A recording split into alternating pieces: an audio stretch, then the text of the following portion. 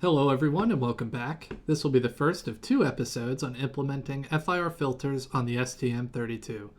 This episode will focus on setting up the basics required to run FIR filters and conclude with demos of a low pass, which is what you can see on screen, and a bandpass filter.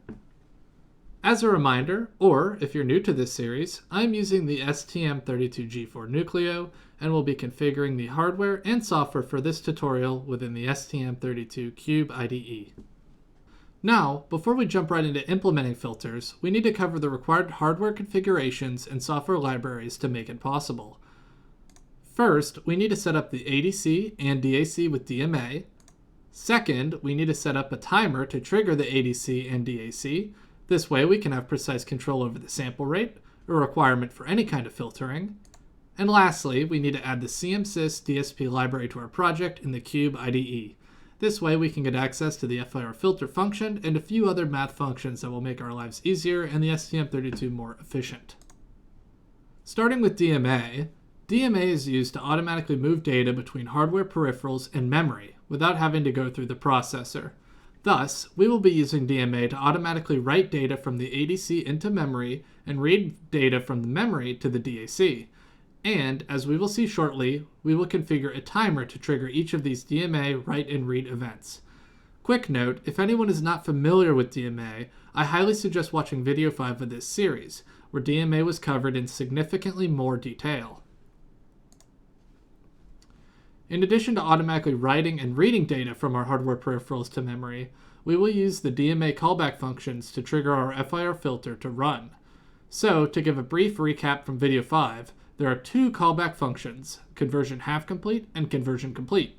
The conversion half complete callback will automatically run when the reciprocal buffer being filled by the ADC peripheral becomes half filled, or in the example illustration on screen, when the DMA controller shifts from filling index 255 of the 512 length buffer to index 256. So, in the interest of filtering, when the conversion half complete callback runs, we know that the first half of the buffer being fed from the ADC has just been filled with fresh ADC data. Therefore, we can now send the data in the first half of the buffer to the FIR filter. Likewise, since the buffer fed from the ADC and the buffer feeding the DAC will be the same size, and the ADC and DAC will be triggered at the same time, we know that the buffer index being accessed by the DAC is the same as the ADC. Therefore, when the conversion half complete callback runs, not only do we know that the first half of the ADC buffer has been populated with fresh ADC data, but now the first half of the DAC buffer is empty as it has been sent to the DAC, which ultimately means that in the half complete callback, we can send the first half of the ADC buffer to the FIR filter, then take the resulting output and write that to the first half of the DAC buffer. Likewise, when the conversion complete callback runs, we now know that the second half of the buffer being fed by the ADC has been filled and the second half of the buffer feeding the DAC has been emptied. Therefore, within the complete callback function, we can send the data within the second half of the ADC buffer to the FIR filter, then take the output and store it in the second half of the DAC buffer. To drive both the ADC and DAC together at a precise sample rate, we can use timers. Specifically, both converters will be configured to trigger when the timer counting period elapses and the counter resets. Therefore, by tuning the value of the prescaler and the max counter value, we can set an exact sample rate. For this video, I'll be operating both converters at 200 kHz. To do this, I'll use timer 7, set the prescaler to 16, and the auto reload register to 49. As a reminder, the values entered for the prescaler and auto reload register are incremented by 1 in the Cube IDE. So, while technically we want a prescaler of 17 and an auto reload register of 50, we instead use the values 16 and 49.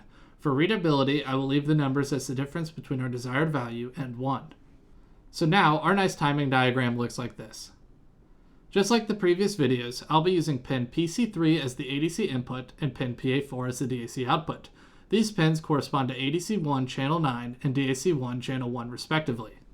To set up the ADC in the hardware configuration perspective of the Cube IDE, the following parameters must be set. Firstly, ADC1 channel 9 must be enabled.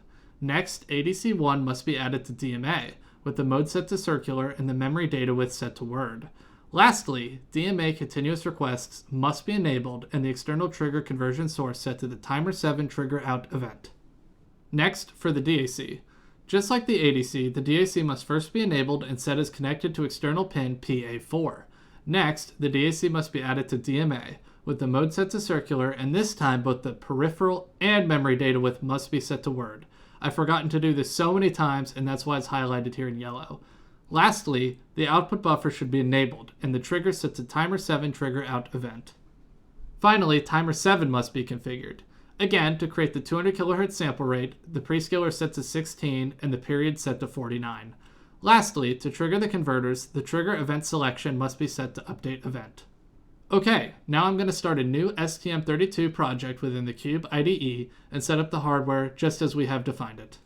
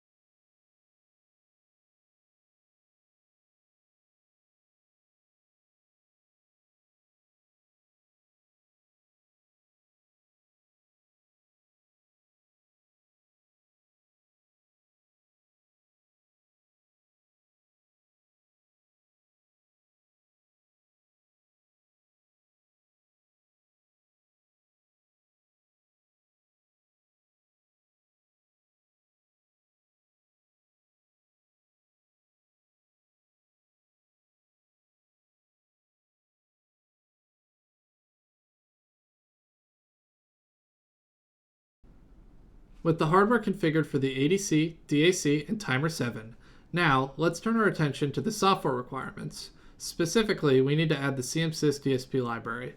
Now, I walked through this in much more detail in my previous video, including downloading these files from GitHub, so if you're not familiar with this library at all, I would recommend starting there. But in the interest of time, the most important pieces are on screen. I will now go ahead and add the library to this STM32 project.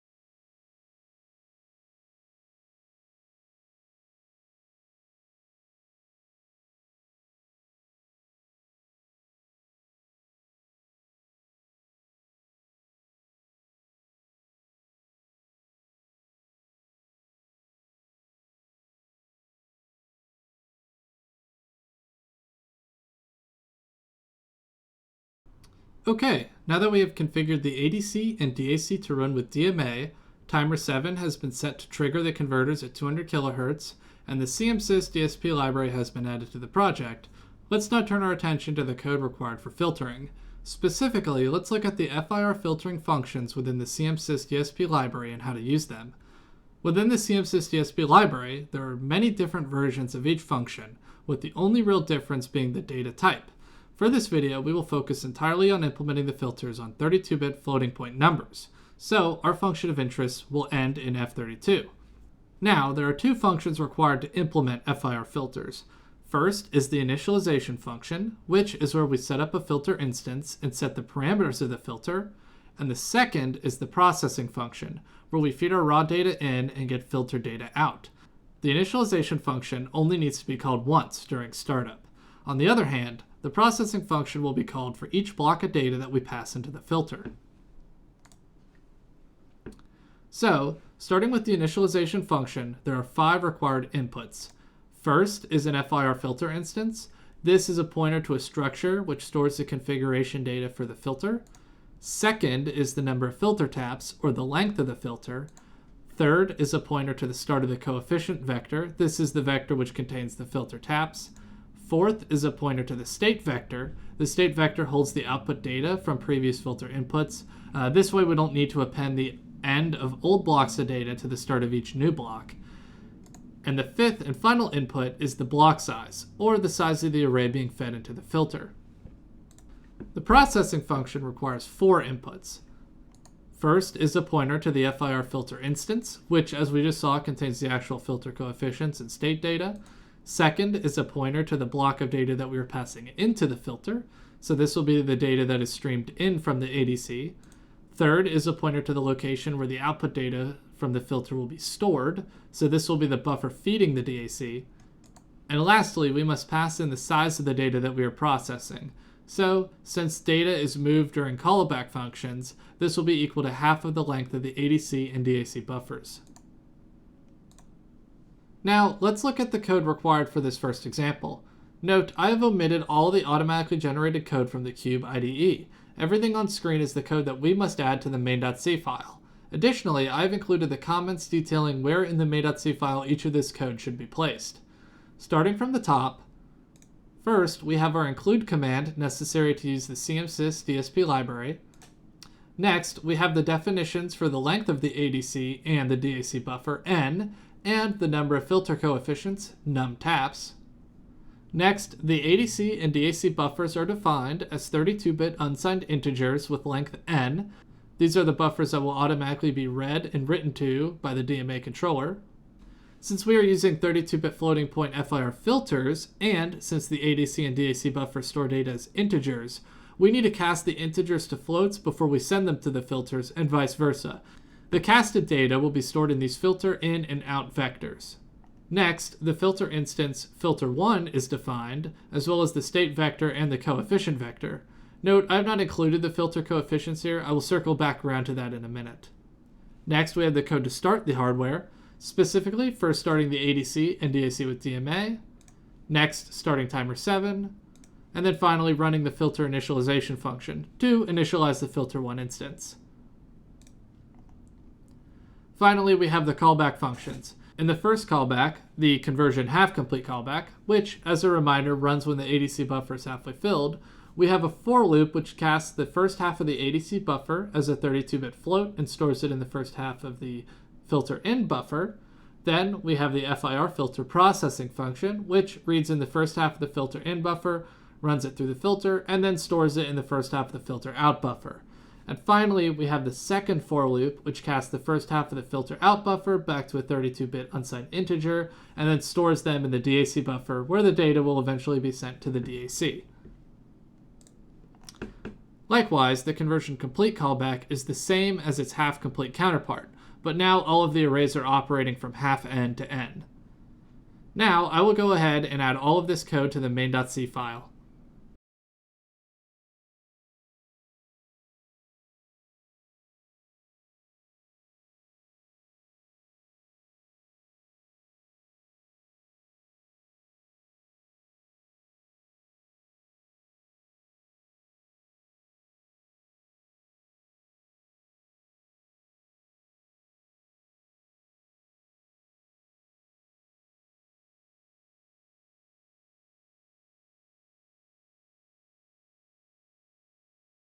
Okay, the last and final step is to generate the filter coefficients. So there are many different tools that we can use for this. One such example is the MATLAB filter design tool, but in the interest of accessibility, I'll be using this website I found on Google called tfilter. I'll leave a link in the description of this video. For this first example, I will create a 32-tap low-pass filter with a cutoff frequency of about 20 kHz. Once I define the filter, I'll go ahead and grab the filter coefficients and copy them directly into the main.c file.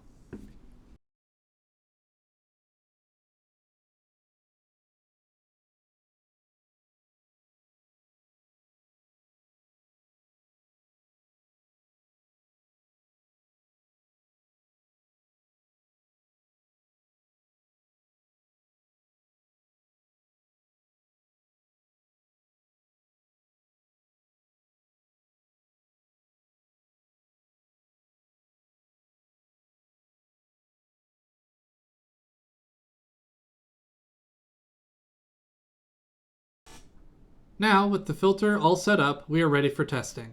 For this video, the test setup will be as follows. I will generate sine waves on a function generator and output 2 copies. One will be fed directly to an oscilloscope, and the other will be fed to the STM32 for processing and then to the oscilloscope. This way, it will be easy to compare the original sine wave before and after filtering.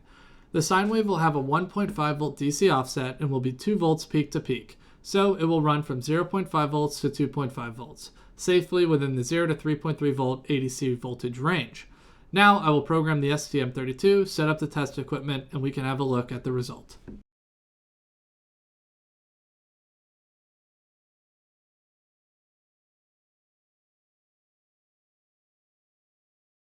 Now, if we look at the output of the two waveforms on the oscilloscope, we can see the output of the STM32 in yellow and the output directly from the function generator in purple.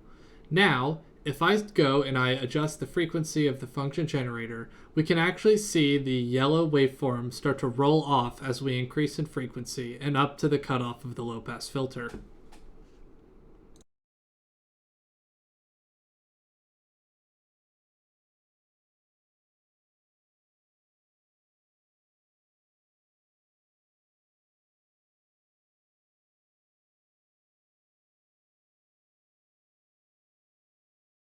Now, without modifying the test setup or the filter, I will generate a Bode plot.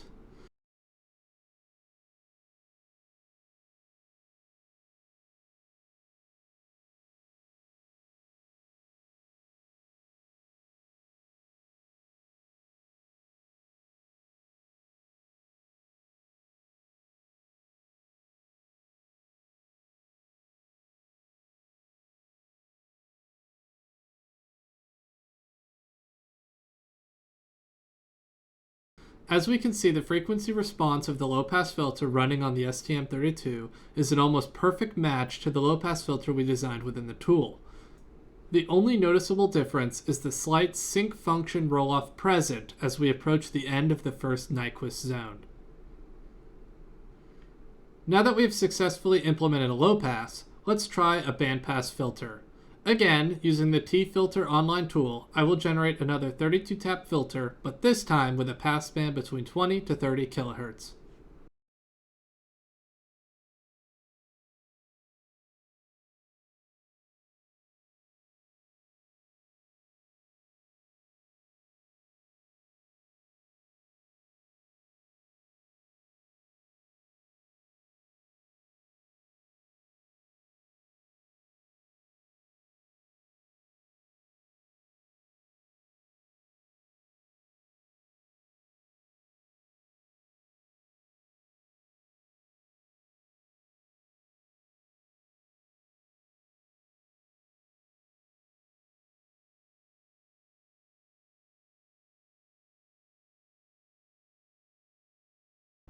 Now, after copying and pasting the resulting filter coefficients to the main.c file, I will once again generate a new Bode plot.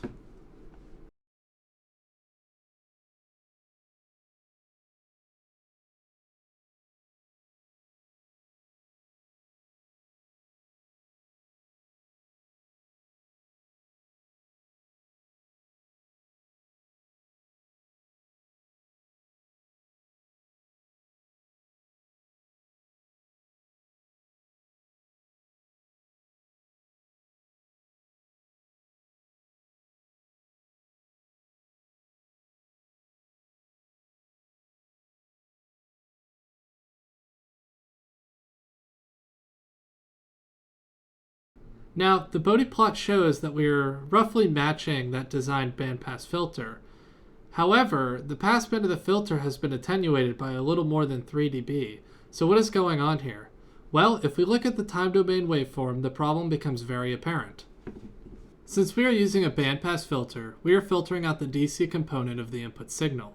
So, at 2 volts peak to peak, the output in the passband becomes -1 volt to +1 volt.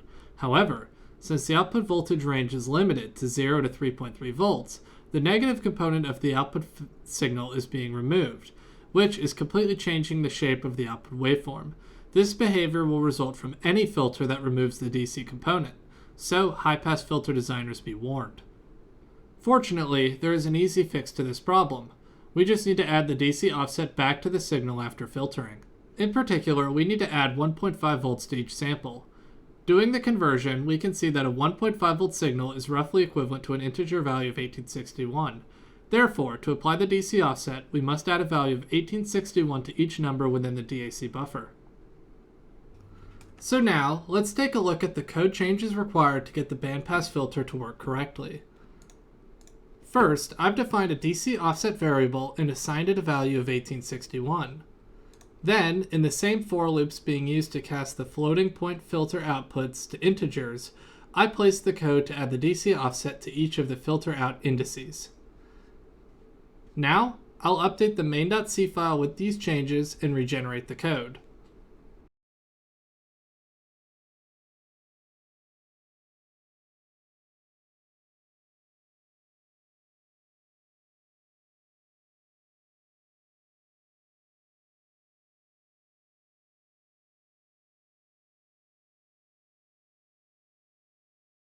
Now, if we turn our attention back to the oscilloscope output, we can observe that our signal is no longer centered at 0 and is now behaving correctly.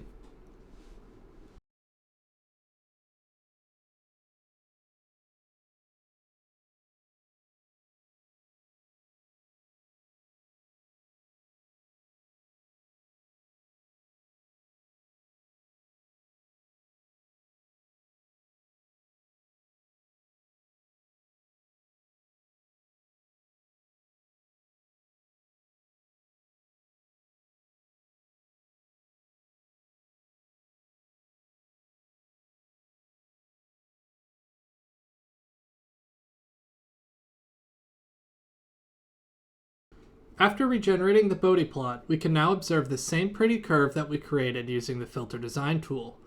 And that concludes part 1 of this 2-part series. Stay tuned for the next video where I will provide a few different examples on how we can speed up the filters to process more data per second, and we'll look at the performance of these filters and estimate the maximum data bandwidth they can accommodate.